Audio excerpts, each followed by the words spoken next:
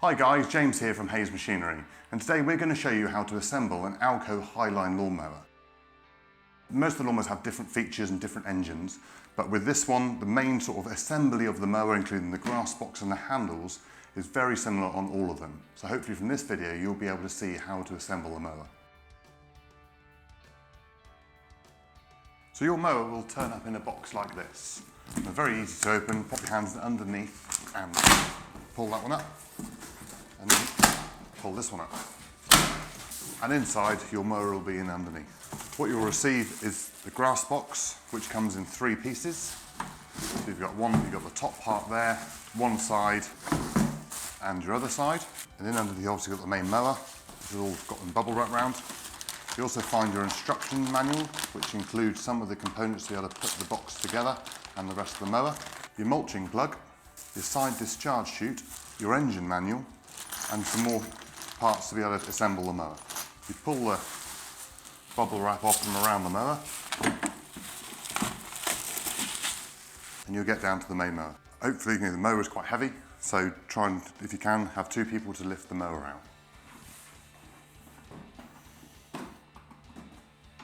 Once you've taken your mower out of the box, it's best to try and put it onto a piece of cardboard, because we're all here on concrete, so the last thing you want to do is scratch the mower or anything like that while you're trying to assemble. So once you've got the mower out of the box, you've got all the components out and everything all ready. Just check that everything is in the packet that you require to be able to put the mower together, and check through the manual to make sure all the pieces are there. So the first thing to do with the handles, they just literally pop up there like so.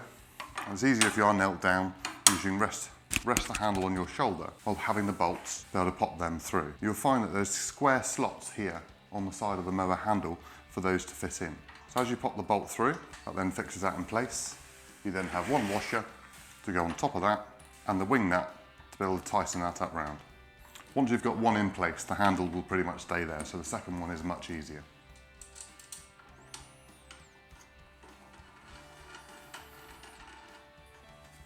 You'll see you have 2 cables here. One is for the engine brake, an OPC cable, and the other one is for the drive. So one controls the handle at the top, and one controls the handle at the back.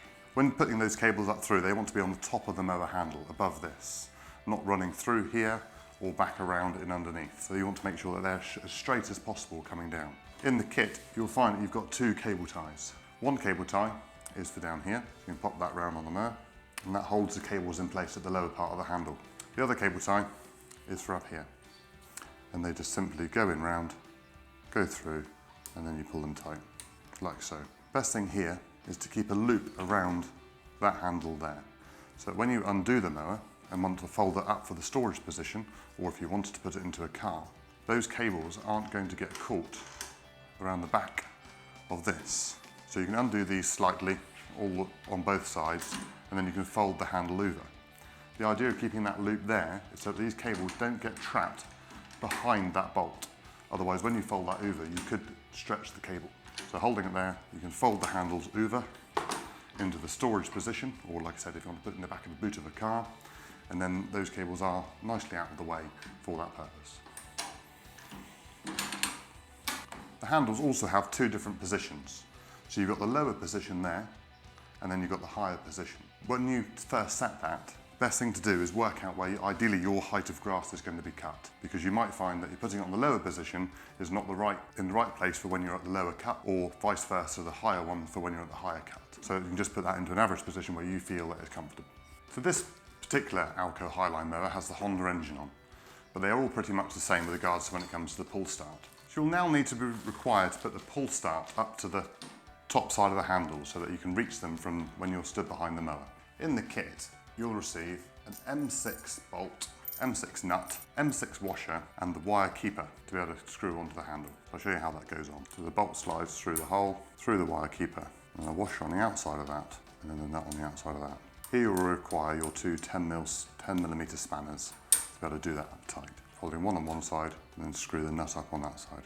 It doesn't have to be majorly tight, but as long as that keeper is staying where it should do. If you hold in the first handle at the front of the mower, and then pull your mower up through, you'll find a little bit of tension there, and then you can literally just wrap that in and around there. The starting handle will stay there. So that's all up there out of the way.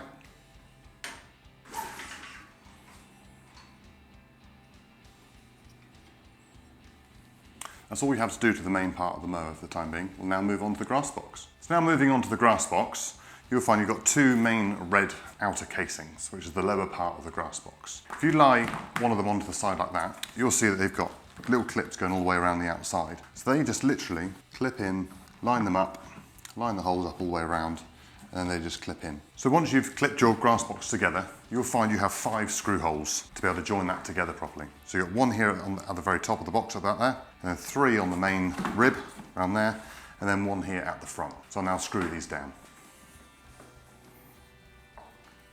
This might be easier if you do it on the table, so it's at the same height as what an easier working height for you. As most people do it on the floor, we'll do it on the floor as well. So that's your main bottom parts of your grass box screwed together. Once you've done that, just check that the box is all lined up all the way through on the bottom there, just to make sure that's all pulled in nice and tight. So now moving on to the top cover of the grass box, firstly you'll need to put the handle on the top. So this one, very simply, just literally slots in there. There's only one way it can go, and then push that one down so it's tight against the lid. Then turning it over, you then take 2 of your longer screws, and they just screw down through the obvious holes in the top to keep that handle in place. Now taking the bottom part of the grass box, we'll now put the lid onto the top.